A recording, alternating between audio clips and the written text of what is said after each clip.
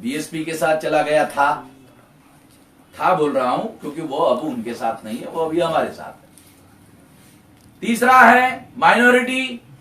वो माइनॉरिटी जो है कल तक समाजवादी पार्टी के साथ में था, आज वो समाजवादी पार्टी के साथ नहीं है, दावे के साथ कहता हूं। क्योंकि जिस तरह से प्रेस कॉन्फ्रेंस करने के बाद में जिस तरह से मुसलमानों के ऑल इंडिया से और उत्तर प्रदेश में हम लोगों को मैसेज आए, टेलीफोन आए, तो इसका मतलब ये जो सामाजिक जनाधार है जो कांग्रेस के साथ में था, आज ये सामाजिक जनाधार में यदि ब्राह्मण का जनाधार अगर छोड़ दिया जाए तो शेड्यूल कास्ट का जनाधार हमारे साथ खिसक गया है, माइनॉरिटी का जनाधार मजबूती से हमारे साथ आ गया है। और बाबू सिंह जी की मदद से और बाबू सिंह जी के साथ साथ बामसेप कोई केवल शेड्यूल कास्ट का संगठन नहीं है।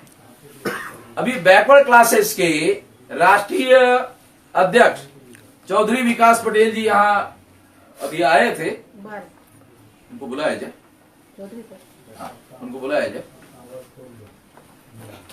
तो चौधरी विकास पटेल जिनका संगठन बैकवर्ड क्लासेस के तमाम जातियों में है और अति पिछड़ी जातियों के लोगों का भी संगठन हमारे पास है, नॉमिडिक टाइप के लोगों का भी संगठन हमारे साथ है, इस गठबंधन के साथ में है। और आपको आने वाले समय में लगभग 87 संगठन उत्तर प्रदेश में इस गठबंधन का समर्थन करने की घोषणा करेंगे, उनको टिकट देने की जरूरत नहीं। जो 87 संगठन हैं उनको टिकट दिए बगैर, वो सिद्धांत ये हमारे हैं, हमारा इलेक्शन मैनिफेस्टो है और वो इलेक्शन मैनिफेस्टो हम लोग स्टैंप पेपर पर लिख के देंगे और लोगों को ये वादा करेंगे कि जो वादा हमने किया अगर नहीं निभाया तो हाई कोर्ट में, सुप्रीम कोर्ट में हमारे खिलाफ में केस करो। हम वादा वही करेंगे जो वादा हम पूरा कर सकते हैं। जैसे अभी बाबू सिंह जी कह रहे थे कि अटल जी ने पेंशन बंद कर दी, अखिलेश जी ने कहा कि हम पेंशन शुरू करेंगे, जबकि उनके पिताश्री ने इस पेंशन को सबसे पहले खत्म किया। बुढ़ापे में जो आदमी 30, 32, 35 साल तक आप सरकार की सेवा कर रहा है और बुढ़ापे में उसको हवा में छोड़ देना, ये तो दुनिया में कहीं पर भी उपलब्ध नहीं है। इस तरह की बातें वो जिंदगी के जवानी के सारा समय जो है वो सरकार की सेवा करने में लगाए और बुढ़ापे में जब उसकी कोई मदद करने वाला नहीं है उसको इस तरह से ऑक्सीजन पर छोड़ दिया जाए, ये पॉलिसी अच्छी नहीं मानी जा सकती या न माना जा सकता है। इसलिए अखिलेश ने वादा किया पेंशन देने का, मगर उनके पिताश्री ने इसे रद्द कर दिया, तो इसलिए अखिलेश के इस वादे पर यकीन नहीं किया जा सकता। हम लोग इस पर यकीन नहीं करते, हम लिख कर देंगे, हम इसको लिख कर देंगे और इस पर अमल करने के लिए जो फंड जनरेट किया जा सकता है, आज सुनकर आप लोगों को खास बात बताता हूं। मुझे लगता है इसके तरफ किसी के ध्यान गया नहीं है। कल के अखबार की खबर है, वर्ल्ड इकोनॉमिक फोरम के दौरान जब प्रधानमंत्री भाषण कर रहे थे तो उस समय अखबार में डाटा पब्लिश हो रहा था ऑक्सफाम का। उन्होंने कहा कि 1-1.5 साल पहले उद्योगपतियों की 10 उद्योगपतियों की प्रॉपर्टी 23 लाख करोड़ थी, अभी वो 53 लाख करोड़ हो गई है। इसका मतलब यह है कि 30 लाख करोड़ रुपया ये 1.5 साल में उद्योगपतियों के अकाउंट में जमा हो गया। इतना पैसा आया कैसे? जब तक गवर्नमेंट इस तरह की पॉलिसी ना बनाए तब तक उद्योगपतियों के पास इतना पैसा कैसे जमा हो सकता है? आखिर गवर्नमेंट कर क्या रही है? आखिर सरकार कर क्या रही है? पैसा अगर इतना एक जगह संग्रहित हो गया तो उसका दूसरा परिणाम सामाजिक असंतुलन पर होता है और लोगों के बिलो पॉवर्टी लाइन पर या भूखमरी लाइन पर अब तो एक नई लाइन आ गई है। ऑक्सफोर्ड में ये नया शब्द यूज किया है, वो क्या शब्द यूज किया उन्होंने? एक्सट्रीम, अंग्रेजी का शब्द यूज किया है, एक्सट्रीम पॉवर्टी। यानी पहले तो बिलो पॉवर्टी होती, ये शब्द हम लोग सुनते थे, मगर अभी ऑक्सफाम में एक नया शब्द यूज किया है, वो है एक्सट्रीम, यानी अत्यंत। वो भयंकर स्थिति में लोगों को इस दौरान पहुंचा दिया गया है। और इसके बावजूद भी बड़े पैमाने पर बीजेपी वाले जो प्रोपोगंडा कर रहे हैं वो विज्ञापन में ज्यादा है। और एक खबर आई है, उनके जो डिप्टी सीएम है उनको लोग दौड़ा रहे हैं, उनके चुनाव क्षेत्र के लोग दौड़ा रहे हैं। अब उनके चुनाव क्षेत्र के लोग अगर दौड़ा रहे हैं तो इसका मतलब यह है कि लोग संतुष्ट नहीं है, ऐसा कहा जा सकता है। और केशव प्रसाद मौर्य जी के साथ में जो धोखाधड़ी की है, ये कहानी तो है ही है कि उनका चेहरा दिखाकर वोट लिया गया, ओबीसी का वोट लिया गया और बाबा जी को लाकर बिठा दिया गया। मतलब चेहरा दिखाकर ओबीसी का वोट लिया, और जब मुख्यमंत्री पद के लिए बनाने का समय आया तो मौर्य जी को नहीं बनाया। तो ये कहानी उत्तर प्रदेश के लोगों को पहले से ही मालूम है। मैं दो बातें कंक्लूडिंग में आखिर में ये कहना चाहता हूं कि हम लोग उत्तर प्रदेश को, एक तो पहली बात मैं ये कहना चाहता हूं कि अभी लड़ाई समाजवादी गठबंधन वर्सेस बीजेपी गठबंधन के बीच में ना होकर अब भागीदारी परिवर्तन मोर्चा वर्सेस बीजेपी गठबंधन के बीच में हमारी लड़ाई है। अब ये लड़ाई होगी, और ये लड़ाई होगी, इस बात को उत्तर प्रदेश के प्रजा को समझना है।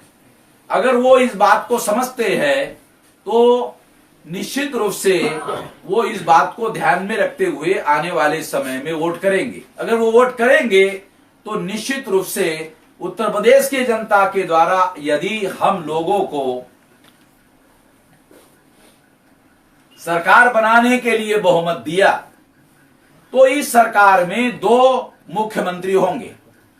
वो 2.5 साल मुख्यमंत्री होंगे। बाबू सिंह जी को मंत्री पद का भी अनुभव है, प्रशासन का भी अनुभव है, सरकार चलाने का अनुभव है, सीनियर मोस्ट मंत्री रहे हैं, इसलिए उनको इस गठबंधन के तहत एक बहुत मजबूत दावेदार के तौर पर मुख्यमंत्री तौर पर पेश किया जा रहा है। और हम उनका बहुत ताकत से, बहुत शक्ति से समर्थन कर रहे हैं और इसका सारे प्रदेश में बड़े पैमाने पर समर्थन करेंगे, पूरी संगठन शक्ति लगाकर करेंगे। दूसरा है परमेंद्र प्रताप जी, जो बहुजन मुक्ति पार्टी के, थोड़ा 1 मिनट आइए, यहाँ खड़े हो जाइए या फिर बैठे, हरी जगह तो बैठने के लिए बैठे। परमेंद्र प्रताप जी है आगरा के रहने वाले, और ये बहुजन मुक्ति पार्टी के राष्ट्रीय कार्याध्यक्ष है। तो 2.5 साल के लिए इनको मुख्यमंत्री तौर पर हम लोग यहां पर प्रोजेक्ट कर रहे हैं। तो 2 व्यक्ति हमारे हो गए, 3 डिप्टी सीएम हो गए। 3 डिप्टी सीएम देने का हम लोगों ने वादा किया उस दिन प्रेस कॉन्फ्रेंस में, उसमें एक व्यक्ति मुस्लिम रहेगा। और ये जिम्मेदारी ओवैसी साहब की लगाई गई है कि ओवैसी साहब, वो डिप्टी सीएम का मुस्लिम चेहरा कौन होगा, ये जिम्मेदारी ओवैसी साहब की लगाई है। वो उनके पार्टी का, या वो जो चाहते हैं वो मुस्लिम चेहरा वो देने के लिए स्वतंत्र है, आजाद है, उनको वो अधिकार दिया गया है। और 2 आदमी ये 25-26 तारीख तक, और 2 चेहरे जो है डिप्टी सीएम के तौर पर हम लोग घोषित करेंगे, देंगे। तो इस तरह से ये जो 3 डिप्टी सीएम है ये 5 साल तक रहेंगे। ये 2.5 साल का इनका टर्म नहीं है, ये 5 साल के लिए रहेगा। तो इस तरह से एक तो ये बात मैं आप लोगों को बता रहा हूं। दूसरा, तीनों पार्टियों के द्वारा मिलकर इलेक्शन मैनिफेस्टो बनाया जाएगा, और ये इलेक्शन मैनिफेस्टो तीनों पार्टियों के जो महत्वपूर्ण बिंदु है, महत्वपूर्ण मुद्दे हैं, वो महत्वपूर्ण बिंदु और महत्वपूर्ण मुद्दे जो हैं उसमें समाहित किए जाएंगे। मैं इस बात को समझाने के लिए एक उदाहरण आपको दे करके इस बात को मैं समाप्त करना चाहता हूं। जब आजादी का आंदोलन चल रहा था, गांधी जी के द्वारा और नेहरू जी के द्वारा स्वराज्य की बात कही जा रही थी। तिलक ने कहा भी था स्वराज्य हमारा जन्म सिद्ध अधिकार है और हम इसे लेकर रहेंगे। तो हमारे लोगों को अभी तक स्वराज्य समझ में नहीं आया। हमारे लोगों को, जो हम जिसको बिलोंग करते हैं, उन लोगों को स्वराज्य समझ में नहीं आ रहा है। जिन लोगों ने राज्य पर कब्जा किया वो लोग स्वराज्य की बात करते हैं कि हम विकास करेंगे, विकास करेंगे, विकास करेंगे। और मोदी जी तो विकास के बगैर दूसरी कोई बात ही नहीं करते कि वो विकास विकास विकास। और उनका विकास क्या है? तो उत्तर प्रदेश में 13 इंटरनेशनल एयरपोर्ट बनाए, 13 इंटरनेशनल एयरपोर्ट। तो हमारे लोग घर के आंगन में आकर ऐसा केवल देखने का ही काम कर सकते हैं, बाकी बैठने के लिए तो उनके हिस्से में आता नहीं। तो ये विकास का हमारे साथ कोई संबंध है ऐसा नहीं कहा जा सकता। दूसरा, एक्सप्रेस हाईवे रोड के बारे में कहा जाता है कि 1 लेन का 2 लेन कर दिया, 2 लेन का 4 लेन कर दिया, 4 लेन का 6 लेन कर दिया, 6 लेन का 8 लेन कर दिया। ठीक है, ये कर दिया, ये तो मानना पड़ेगा, ये तो बात सही है, मानना पड़ेगा।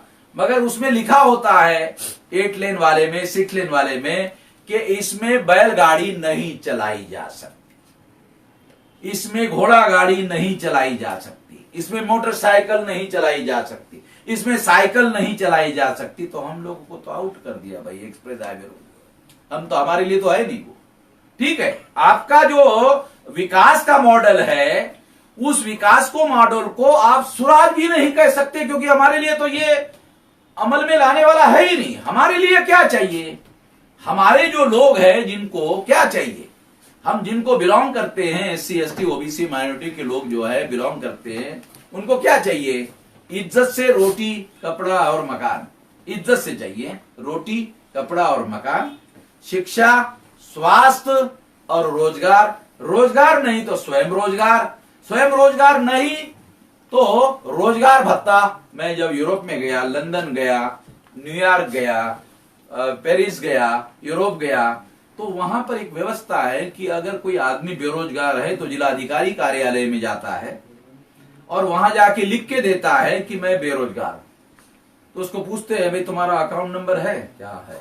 तो वो घर में पहुंचने के पहले उसके अकाउंट में पैसा चला जाता है। उसको वादा किया जाता है कि 6 महीने तक आपको बेरोजगार भत्ता दिया जाएगा। 6 महीने में रोजगार ढूंढना तुम्हारी भी जिम्मेदारी और 6 महीने में तुमको रोजगार देना सरकार की भी जिम्मेदारी।